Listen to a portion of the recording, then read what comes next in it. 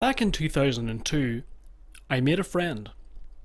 We were both 11 years old and had joined a school at the same time. This was something that we bonded over, but something that bonded us much more was something we shared a great passion for: video games. This friend was the first that shared such a love for games as I.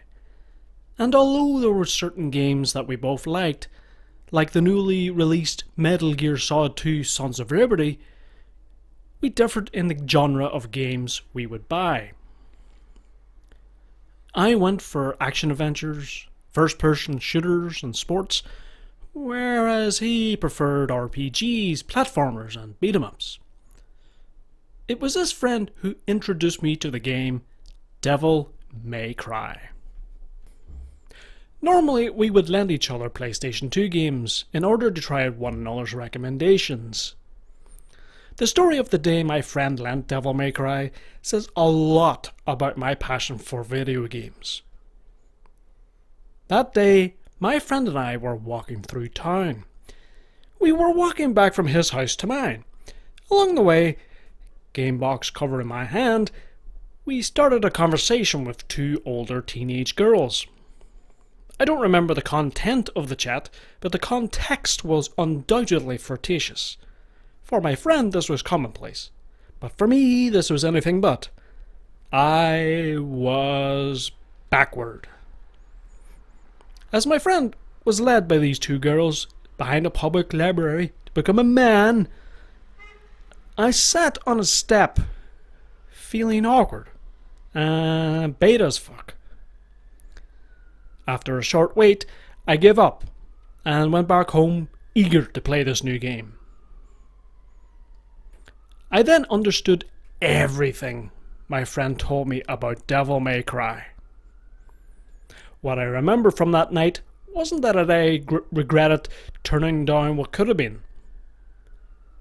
It was that this game is great.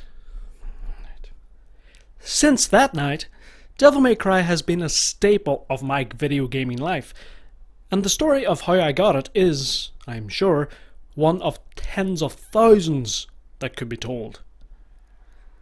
The game that has spanned 3 sequels, a prequel, and a reboot. The game that has created one of gaming's most recognizable protagonists. An animated show, and arguably a subgenre. This is Devil May Cry. Released in Japan in the summer of 2001, and later that year across the rest of the world, Devil May Cry was a PlayStation 2 title, published by Capcom and developed by Team Little Devils, with Hideki Kamiya leading the helm as director. Originally stated as development as Resident Evil 4, the project soon shifted into its own unique course after being deemed too otherworldly for a game in the Resident Evil series. The game starts off with a narration. It tells of the story of Sparta, a demon from the underworld who defended humanity from the very forces of evil that he was part of. This sets up the plot, and it clearly emphasizes the demonic tone.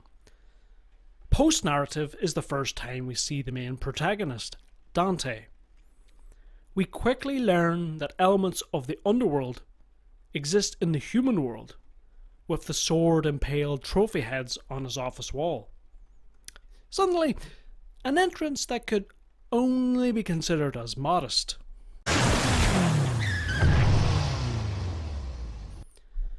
Which leads to this erratic response. Whoa, slow down, babe.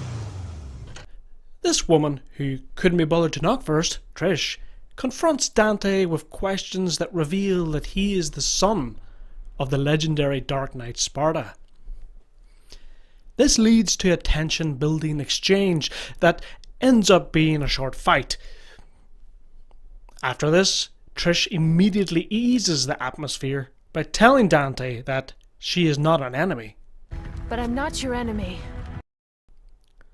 She then explains the purpose of her visit is to seek his help to prevent Mundus, the Emperor of the Underworld, from gaining control of the human world. Oh, and Trish looks like his mom. Trish and Dante go to Malay Island, where Mundus hopes to portal his way to the human world, and, without explanation, Trish screws off, leaving you alone. If you didn't know what Devil May Cry was going to be like, gameplay-wise, you certainly didn't from the first 5 minutes or so, unless you watched the trailers or seen gameplay elsewhere. When you reach the castle, you realise that the game divides itself into missions, which there are 23 of. That first 5 minutes of gameplay that I mentioned serves as a way to get your bearings of the very basics of its controls. You can walk, run, jump, double jump off walls on some surfaces, and even dodge enemy attacks. To progress through the castle's main entrance, you first have to collect something called red orbs. This introduces you to the concept of collectible and redeemable orbs to enhance gameplay. More on that later. The eerie vibe the castle sets, from its ominous music to its lore, gives you a sense that something has got to give.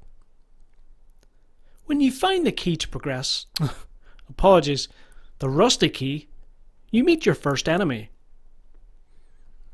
Enemies in Devil May Cry are visually varied, memorable, and have an assortment of attacks that make them stand out and offer a new challenge along the way.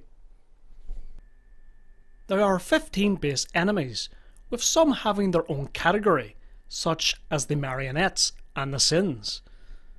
A number of these enemies feel like mini boss battles in their own right. My favourite of the Lesser Demon bunch would have to be Shadow, with its cool look and because it can be difficult when you're in combat against more than one at a time. During your first series of battles, you will notice the stylish rank. This goes from dull all the way up to stylish. The more you vary your hacking, shooting and slicing of enemies, the higher your grade. Get hit or repeat the same attacks over and over, the lower the grade you will receive. Once you complete the first mission, you will be graded in the same manner for your overall performance.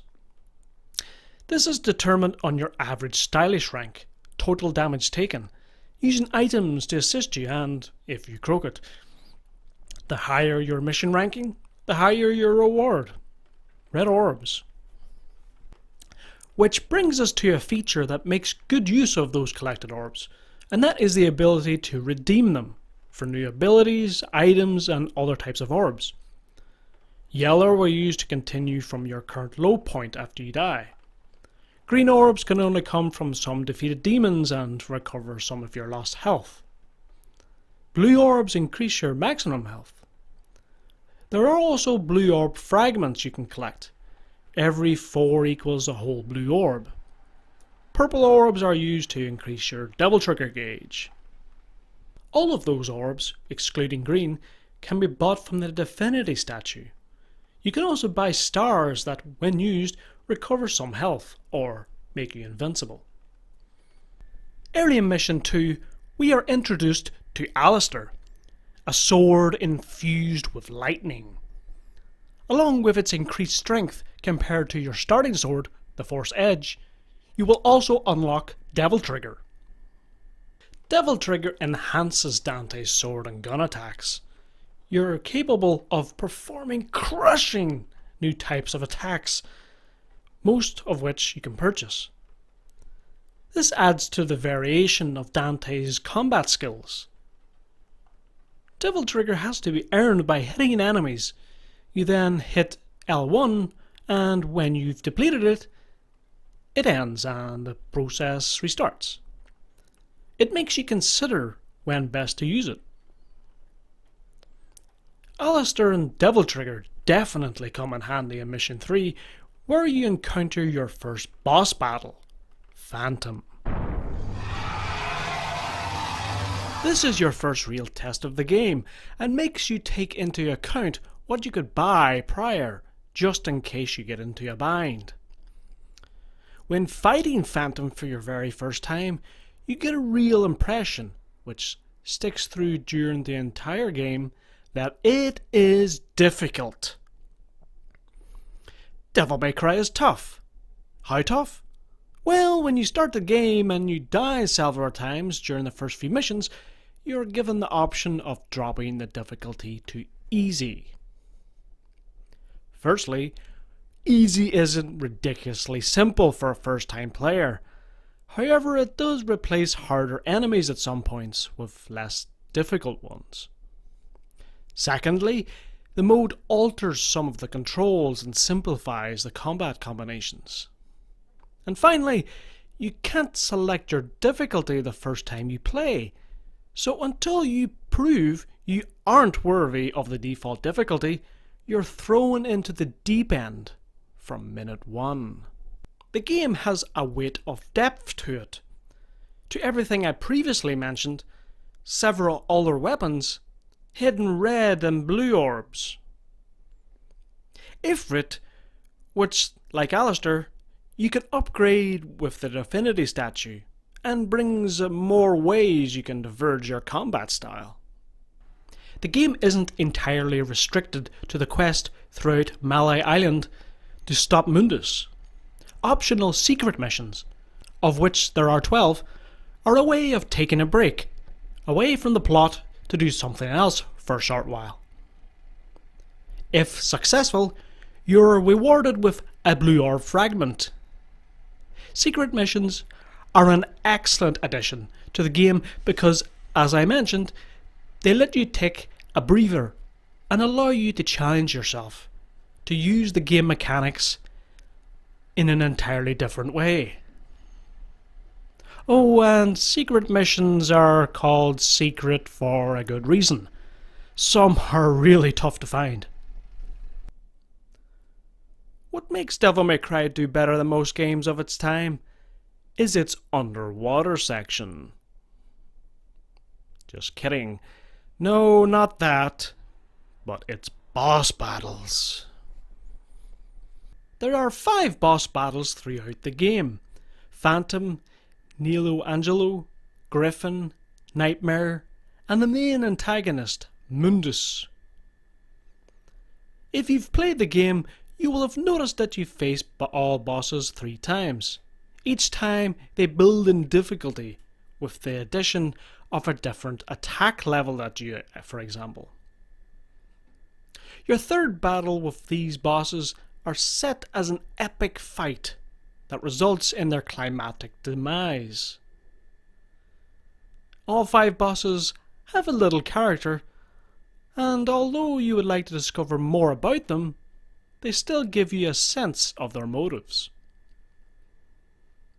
All 3 boss battles with Nilo Angelio, or Virgil, Dante's corrupted twin brother and pawn of Mundus, are of my favourite boss battles of the game, and perhaps the entire franchise.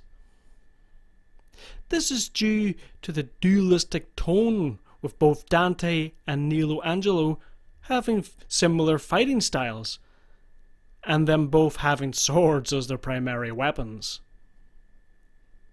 It is also because both Dante and Nilo have an element of respect for one another.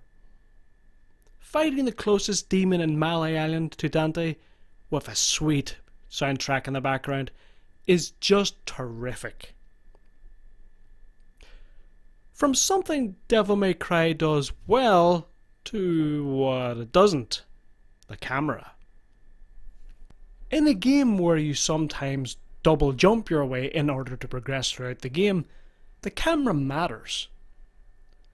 Early in the days of the PS2, third-person cameras were mostly fixed and static. Controllable third-person cameras were few and far between, and for good reason. Some games did it horribly. Devil May Cry's fixed camera hinders its platforming, as there's many times you don't know what direction the camera will fix itself to next. This is frustrating even to someone who has played the game many times. It does take some of the fun of what it could have been, but it can be quickly forgotten about and isn't game breaking at its worst.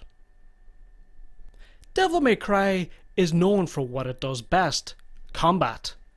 And in its defense, you can forgive its camera problems today when it is 18 years since its release.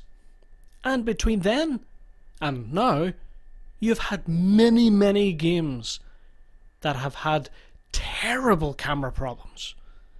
And I'm sure to the gamers out there, you know this is true. Another problem that doesn't ruin the game but still irks fans is its plot. As you complete more missions and defeat more of Mundus's pawns, you get the feeling that the bulk of the plot will reside when you confront Mundus. After you finally defeat Griffin, your battered foe begs Mundus for one last surge of power. The power to finish him. Mundus, now seemingly perceived by demons as a god type, rejects Griffin's pleas and ruthlessly kills him.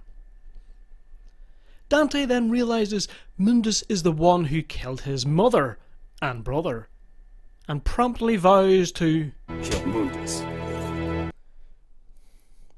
This isn't the only way the adventure becomes personal for Dante. After a final showdown with Nilo Angelo, Dante finds out that Nilo is actually his twin brother Virgil.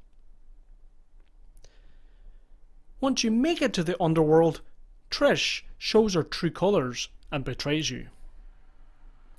Dante saves her though, and then this happens.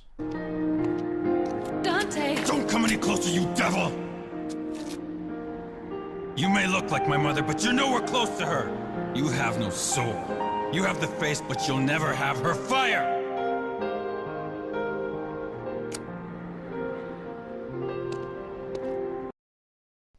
After you finally confront Mundus, Trish, for some reason, sacrifices herself to save you from him.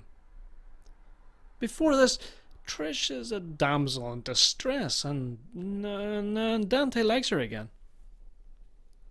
Which, all in all, makes me think about Trish's peculiar journey throughout the game. Trish attacks Dante, Trish claims she's not his Enemy.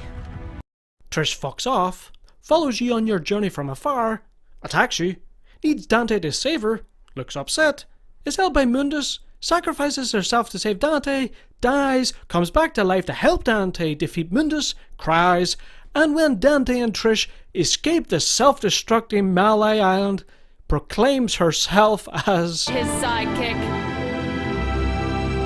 Yeah, you get my point. It is a shame we don't get to delve deeper into Mundus's character.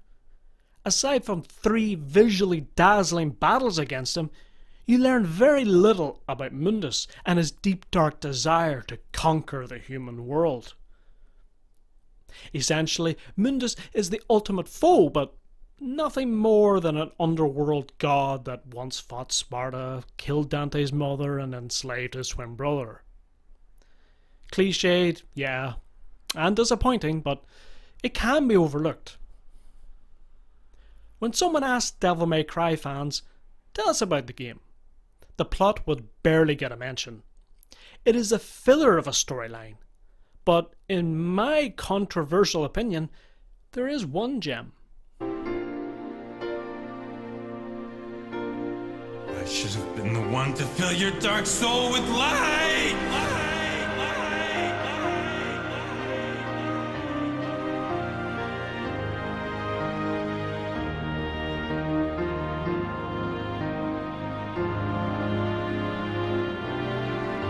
Depth of character in the game only really extends to Dante, and that's okay because it launched a household name.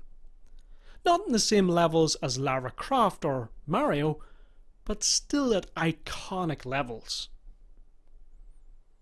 The game launched a franchise, though undoubtedly rocky, will have soon spanned 3 console generations with the upcoming release of Devil May Cry 5.